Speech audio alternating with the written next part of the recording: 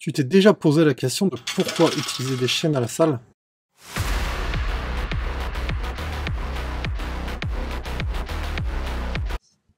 Attends, on rembobine. Y a rien qui te dérange là, t'es sûr? Non, parce que moi je m'entraînerais avec des chaînes à la salle, je ferais vraiment, mais vraiment pas comme ça c'est sûr, hein. Parce que quand je tombe sur ce genre de vidéo, ça me donne envie de casser des barres de rire, mais de fou furieux. Et pourtant, les chaînes ont une vraie place dans l'entraînement. Bien utilisées, elles peuvent faire toute la différence. Aujourd'hui, je vais te montrer comment t'en servir pour maximiser tes gains de force. Mais avant de te dire comment les utiliser, Et devenir le maître du monde.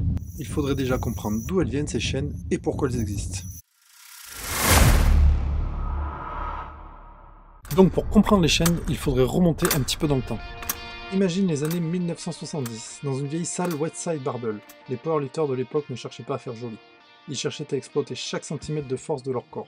Chaque répétition était analysée, chaque détail comptait.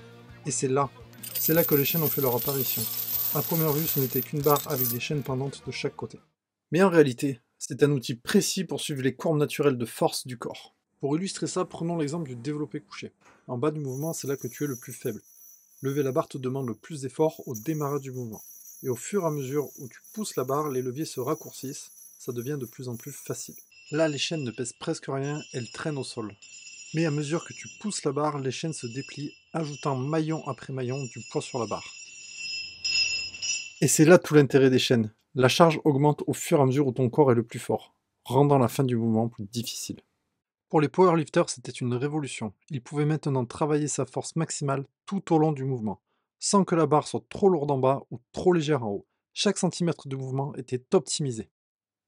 Les chaînes transforment donc chaque répétition en un véritable entraînement de force maximale. Et tu deviens une machine de guerre venue du futur pour exploser les performances sous la barre. La grosse erreur que tout le monde fait. Bah ouais, vous aussi là. On a un vrai problème là, c'est que la majorité d'entre vous passe à côté du principe clé pour l'utilisation des chaînes.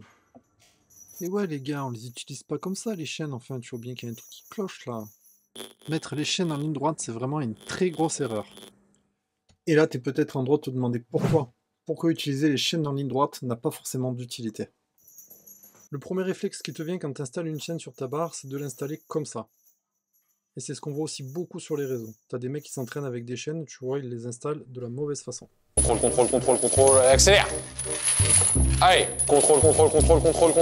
Allez, accélère. Non mais qu'est-ce que vous foutez les mecs là? Mec, ça c'est une technique incroyable les chaînes. Et je te parle pas de la chaîne en or, hein. Je t'explique ça tout de suite. Alors quel est l'intérêt des charges comme les chaînes? Et ben en réalité ça va faciliter un petit peu le mouvement. Pourquoi? Parce qu'en haut la charge sera égale au poids de la barre plus des poids sur le côté plus des chaînes. Mais en bas, vu qu'il y aura une grosse partie des chaînes qui sera au sol, la charge totale sur le dos de Simon sera diminuée.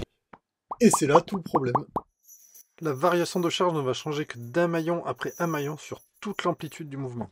En plus de ça, une partie de ma chaîne reste au sol et l'autre partie entre la barre et le sol est mal exploitée. En clair, cette partie-là fait partie de ta charge totale, elle ne bouge pas et ne crée aucune variation de charge. Tu me suis jusque-là?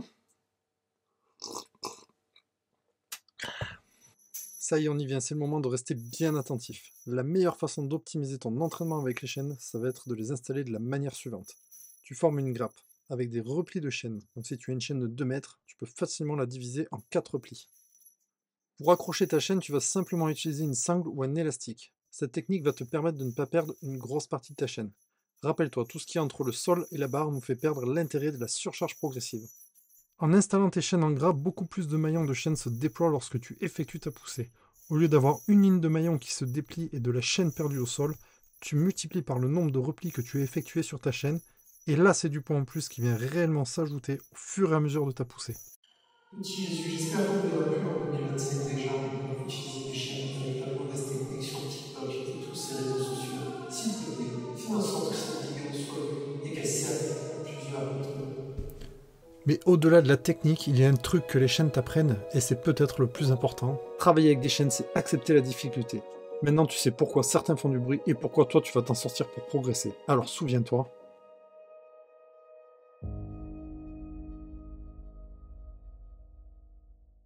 Ah ouais, un dernier petit truc. N'oublie pas de t'abonner, ça fait toujours plaisir.